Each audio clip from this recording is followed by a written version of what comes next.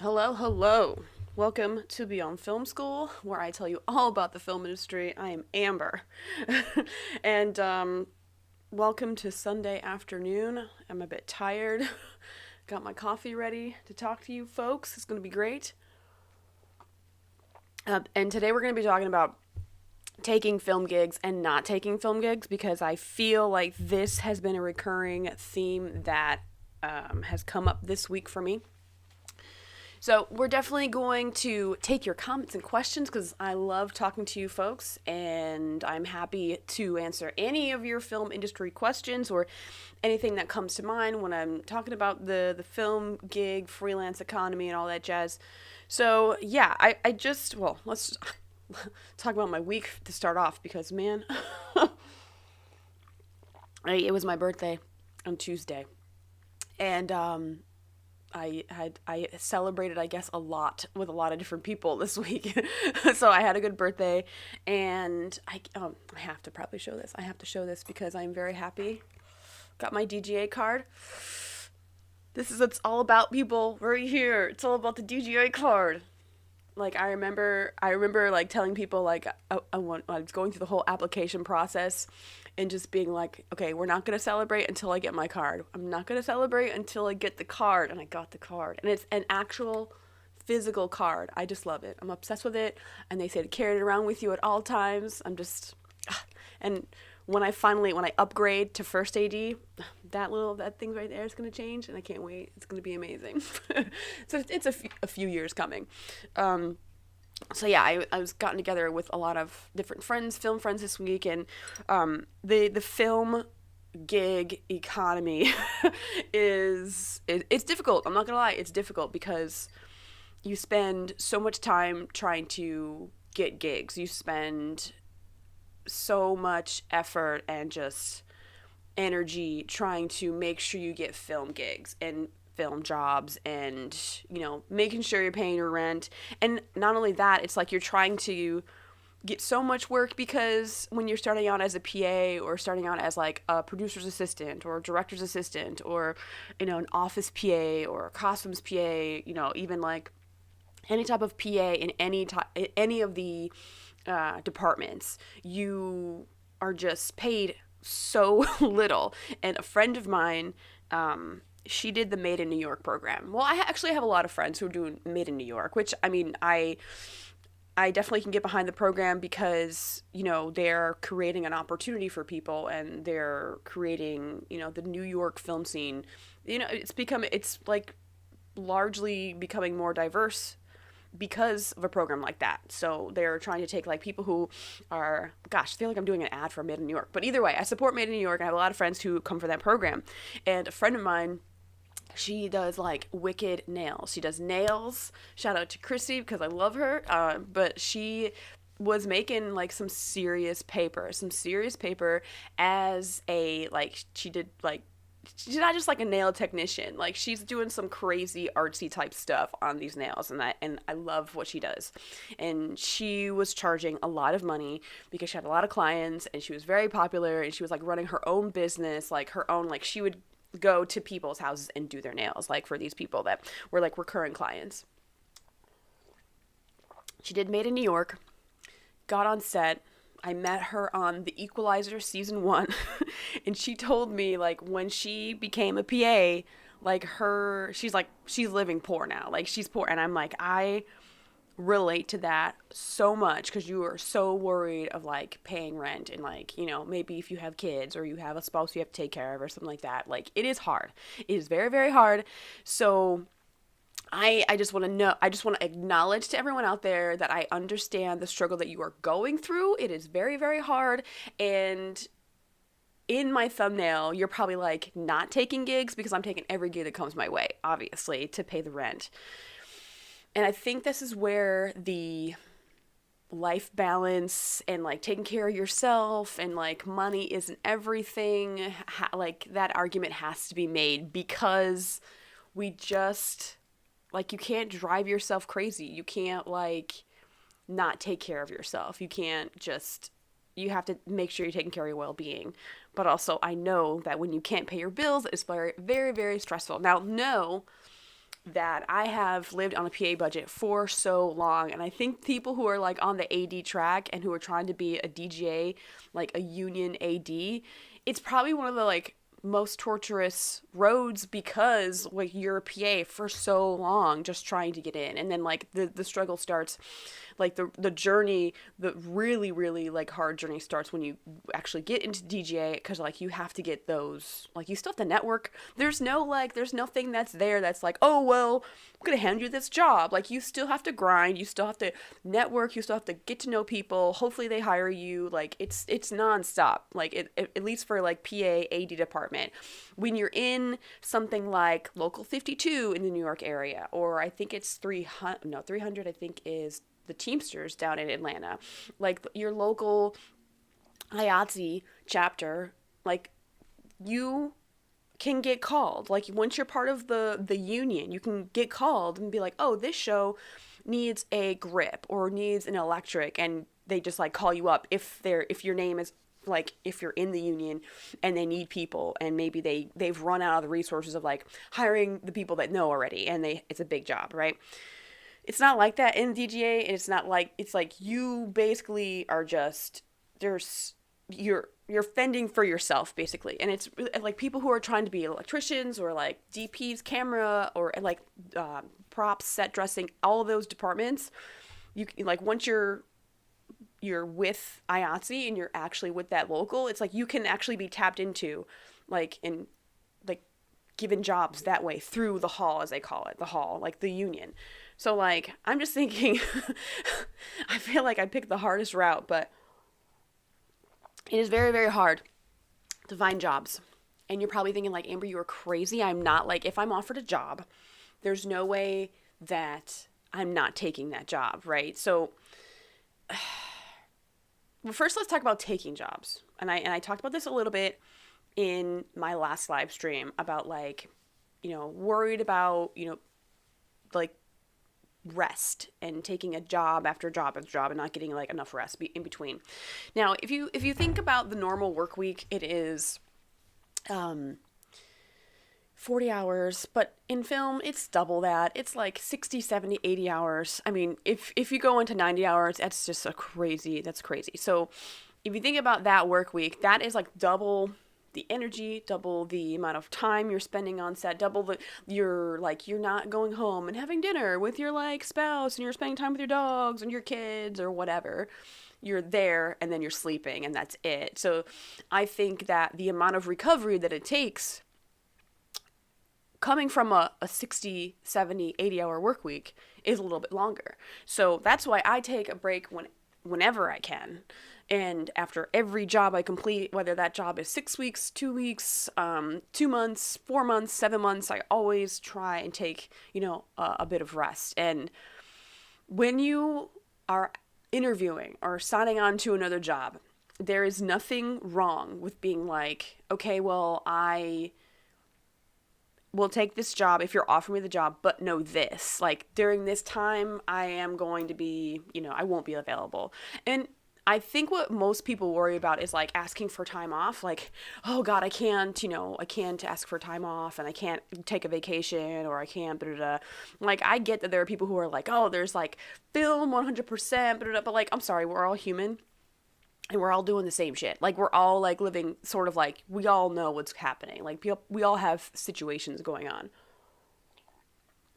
So I think that if you're preparing, like, okay, for this week, I'm not going to be here, but maybe it's a wedding. Maybe it's like you have to go and help your kid move into college. Maybe, who knows, right? You are there. You're telling them, like, this week I can't be there, and preparing for who's going to fill in for you when you're not there. And I think that's really important. And I know a lot of people are, like, worried about this. Like, if you have it worked out where someone can cover for you, perfect. The only time people don't like, they really, really hate when someone is just going to, like, put them in a lurch and disappear for that week. It's because they think that they're going to have to find a person to fill in for you. And that's the thing where it's like, it's like you don't want to put anyone in that position. So of course, I'm just looking at my chat, guys. I'm sorry. I want to say hi to Ebony. Thank you so much, Ebony. Hi, Claire, and hi, Aiden. Any advice for someone who is interested in getting into camera department and wants to work there, way up to cinematographer? We will get to that question. We finished my thought about like taking jobs and not taking jobs and all that stuff. Well, Aiden, I will definitely get to your question. Thank you for asking that question in the first place. So yes, I will definitely take questions for sure. I will answer all questions. Hopefully I don't get like 80, but I won't, because I know like there's like, a number of people who will like ask questions consistently, and I love that. So for taking time off, making sure you get that time off. If you're taking like a really long gig, like something that's 6 months, or like a TV show that's like 9-10 months, there's like, you have to live your life. You have to tell them that you need these times off. Like, for example, when I started on New Amsterdam, I was like, what is the policy for days off, things that I need, stuff like that. And they were like, just tell us in advance. As long as you tell us in advance, so we can, set up who's going to be covering you. I was like, okay, great. I immediately was like, okay, I need this week off in August, because I had planned a trip to visit my friend who lived in Minneapolis, and I'm in New York. So it was like, we had planned this. Things are paid for. I'm not missing my trip. And that I know there are people out there who are like, they'll plan a vacation. And I can't even believe, they'll just be like, oh, well, my boss expects me to work, so I'm going to cancel my trip. And like, they'll lose like flight money. They'll lose like, they'll just like lose the hotel money, because some of that stuff you cannot get back. You cannot get that. You can't get refunded for that type of stuff. So I think that is absolutely crazy that like they are thinking that they're just gonna, the audacity of people. Hi Prakash, how's it going? So I just think it's crazy that people think that you're expected to just drop everything for a certain job. And I wish that has really, really got to go away. And I mean, I have found myself to kind of like, I know I'm preaching this, but also on the other end, when I'm a boss, or like when I'm hiring my PAs. And for example, one of my trainees down in Atlanta, she's like, I know I told you that I could work this day, but they switched my schedule on me in school, and if I could just like go away, go to my class, come back. And my traditional mind was like, oh, like I can't, I have to make sure, like, oh, like, how dare you do this to me? But also I'm like, oh, it's not her fault that like the college like switched up this class for this time, which I hear in Atlanta happens all the time, which I was like, what? I had no idea that happens. And yeah, so she like, I was like, yeah, fine. You know what? I think I'll be good for 2 hours. Like, go to your class, come back, let me know when you're back. Like, that's not her fault.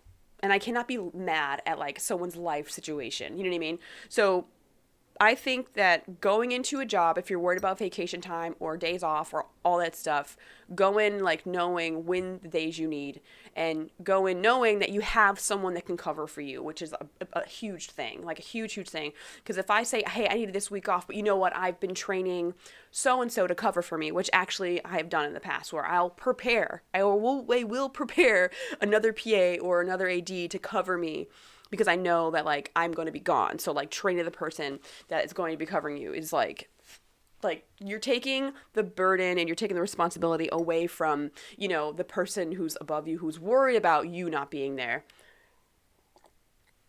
As I want to talk about being like interviewing and not taking jobs, if you don't feel comfortable, like, and I recently didn't take a job that I was offered, and they like basically sometimes they like come after you. They like, you might be really in high demand, and they're like, I really want you on this job. I know you're going to do great. We just really want you on this project. Okay, well, you still have to interview with all the other people that are going to be hiring you. Because sometimes, for example, there might be like 2 teams of ADs, or, there might be, they're just multiple people that have to, hire you, not just that one person that you may know. And, like, you have to keep that in mind. So you're going to interview with these people.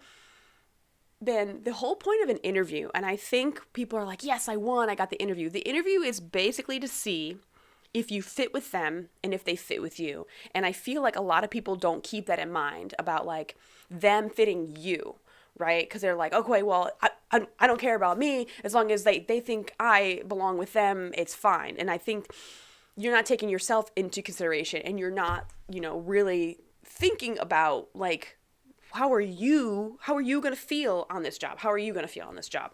So I think you always have to keep that in mind when you're interviewing.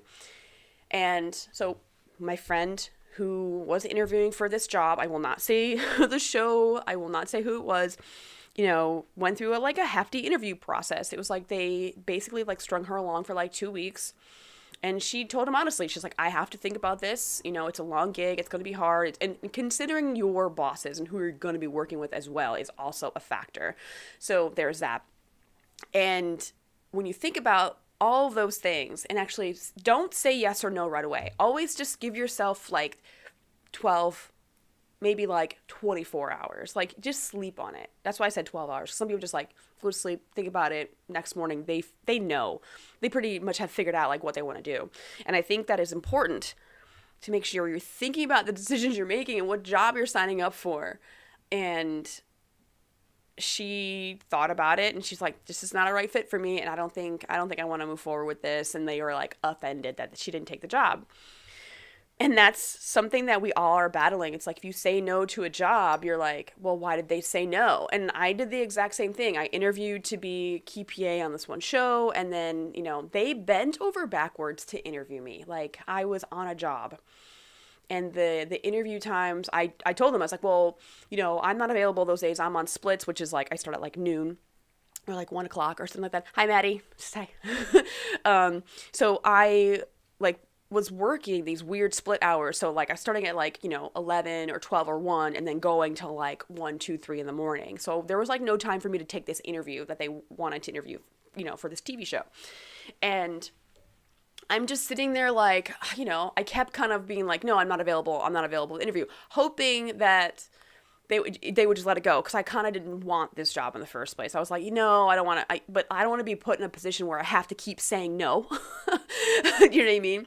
And like make it look like, no, I don't want this job. But they bent over backwards. They found a time to interview me. It was like 11 o'clock before I started work. It was like an hour before I started work, which is kind of like, like I don't want to interview on the morning before I got to start working. But I was like, okay, they won't leave me alone, so I'm going to interview, So I interviewed, and it was with 3 ADs, and, killed the interview. They were like, okay, well, we'll let you know, da-da. They're like, oh, great, you're great, blah, blah, blah. And, like, they offered me the job, and I was like, let me think about it. And I told them no. And they were like, is there a reason why? I'm like, excuse me, okay. Like they wanted to know why I didn't take the job.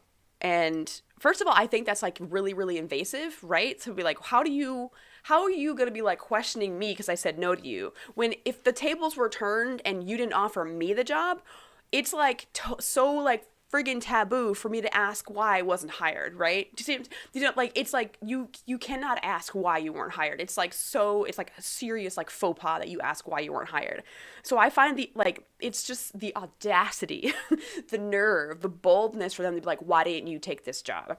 And I mean, I was honest because I was like, I'm gonna be putting my book in and I can't take a 10-month job as a key PA when I got to be available and I got to get to know, I got to like, when you are about to, and this is probably like a little tidbit for any PAs who are trying to be ADs, when you are about, or even know you're going on the AD track, if you are going to do DGA, you need to spread the seed. That's a really like vulgar way of saying it, but like you need to be like working with multiple ADs. You can't just be working with one team all the time, because then what happens is you get trapped in to those ADs knowing you, and then it really just takes down your job opportunity. So when you start making like the decision of like moving to the AD track and like for sure going to do DGA, you have to do different shows. You have to not just do TV, you have to do commercials, you have to just diversify your resume as much as possible and work with as many ADs as possible to like make sure that they like you do a good job, they know you, and like you're putting yourself in their mind. It's kind of like when you're an additional PA and you're like trying to make sure that the key PA remembers you so you keep getting hired. It's the same thing. So like working with other ADs, trying to figure out like what team you like to work with. Also like that's a big factor, like working with, knowing who you like to work with and who you don't like to work with. Because I feel like sometimes when people start out, they start out with like one type of boss and they think this is how it goes and how it is across the board working with like all different types of people, and it's not. And they are like stuck in this like crappy situation or abusive situation. Yes, DGA. DGA is the Directors Guild of America, is the union that the ADs who are doing like big shows belong to, making sure that like they're taken care of. It's like the union that protects ADs. So, or assistant directors, I should say. I'm using like a lot of short form. So thank you for asking that. Like DGA, what is that? So Directors Guild of America. Sorry, my voice is like going. So yeah, just keep that in mind when you are like on the track. So like them asking me why I didn't take this key PA job, I thought was like, what the hell? But I told them, I was like, I can't take a 10-month gig when I'm in this very transitional moment of my life. I need to be available for different types of jobs. And I mean, that was one thing, but also they shot in Brooklyn and I was like, I'm in New Jersey. And I'm like, do not want to take a Brooklyn job. Like, I don't want to like drive to Brooklyn every day. I've done that before. It's very torturous. I mean, I will if I want to, but like there was, I just less pros and more cons to that job. So I was like, you can say no. And I want you guys to know that you have the power to say no.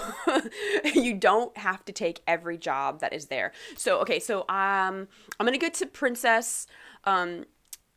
I hope I can do that for short. I hope you're not offended if I just do short. So hi, Princess. So her question, I feel like it's hard trying to land a first job while being in film school because I wouldn't be available during the times I have class. Okay, so that's really, really good. So here's what I did when I was in college and I still was trying to get on set. I worked on the weekends. I had a weird schedule where like no matter what, I had class Monday through Friday. Some people don't have class on Friday. Some people don't have class Tuesday, Thursday. Like, if you can finagle your schedule where you always have a day off, great.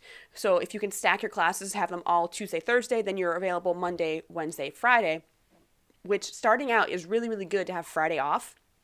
Because Fridays are where a lot of fratter days happen, like the Friday into Saturday, the overnights, and where tandems happen. So usually, from my experience and from what I've like seen other people, people get booked a lot more Fridays and Mondays than like Tuesday, Wednesday, Thursday, if that makes sense. It's kind of like, it's really weird, the pattern, but like, most people will make themselves not available when they're working on Fridays because they have the Friday, so they like need more people to fill in. So if you could finagle your schedule to try and get yourself Fridays off, great. So that's one thing I will say about that. And landing your first job is very, very hard. But what I will say is that no job is too small. Hop on anything. Smallest commercial, maybe your friend's making a music video or something. Like, there is no job too small when you're first starting out.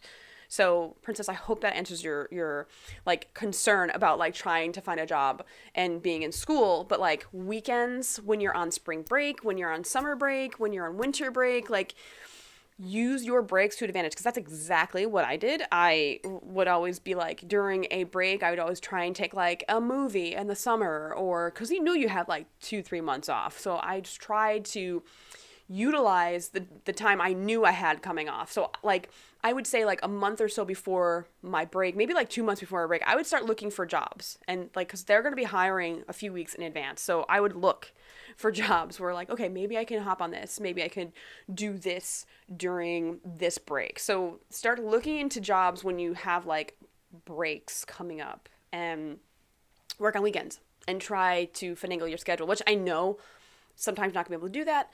But also sometimes it's probably important for you to focus on your classes as well, because when you start taking film work, you're going to get really, really tired.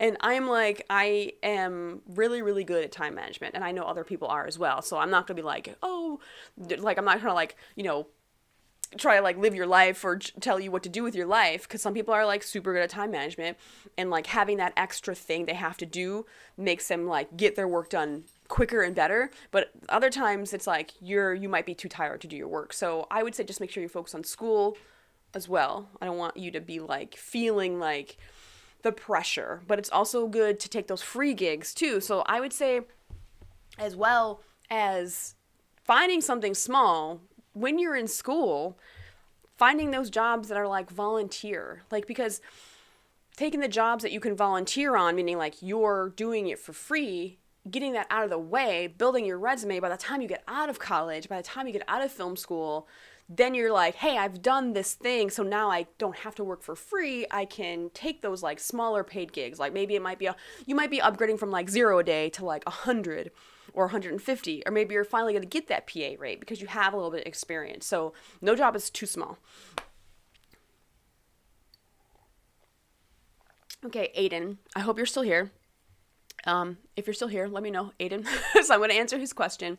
Any advice for someone who is interested in getting into camera department and wants to work their way up to cinematographer?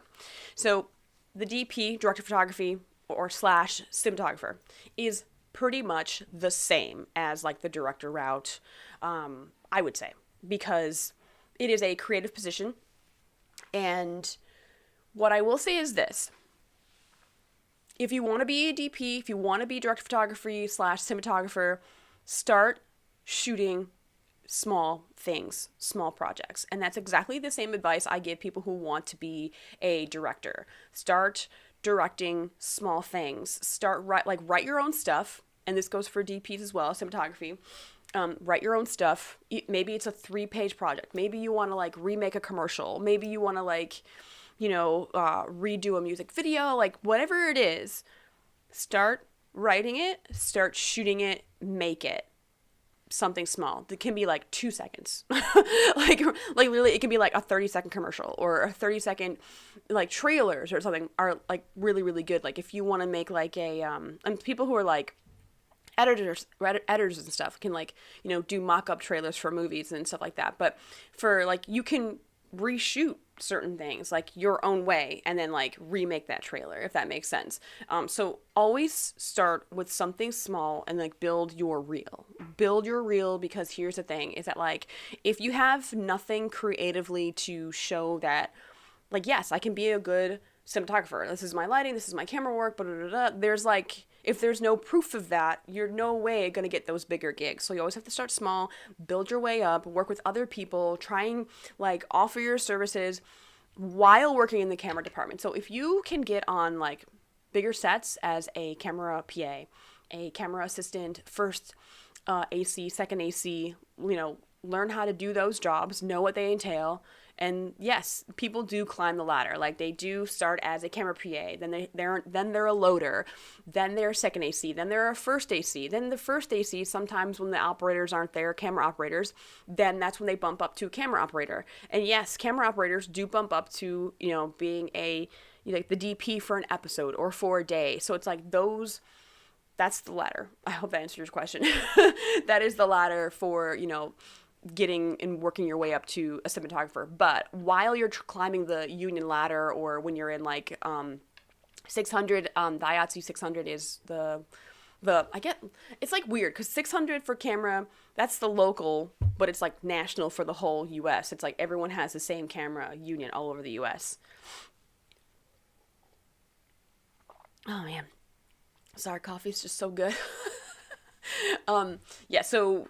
If you are starting out climbing the ladder, but also always work on something small, creating your own stuff. Like that is probably the best advice I can give anybody. Like making sure that you are doing small stuff.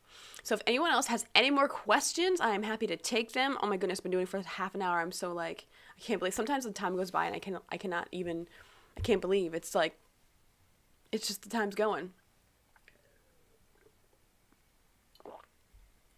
Oh, the one, I think I talked about the taking gigs, saying no to gigs, and feeling forced into saying yes. I feel like there are so many like jobs right now, and it's a weird position to be in right now because I feel like it wasn't like this before, where you had options because there's so much shooting right now. Like you have options and you don't have to say yes to everything. Just make sure you're giving yourself time off. Like there are so many shows out there, and if you don't like the vibe that you got during an interview, then it's like you can be like, bye. Like, thank you, bye. All right, well, I'm going to wrap this up. That was my spiel for Sunday. I'm happy you guys joined my live stream. If there's any more questions before I go, please say it now before I leave. No one's got anything else. I'm going to go. And I'm going to stop it now. Maybe 5 seconds. One more question to come in. No? Okay. And... All right, bye guys. I shall see you next time. I'm going to keep trying to do these on Sundays at 1 o'clock. Join my live stream. I'm here for you, whatever topic I decide to talk about. And happy to take any questions. And it can be definitely off topic. I'm happy to answer anything. I'm here for you guys. And that is it for now. I shall see you next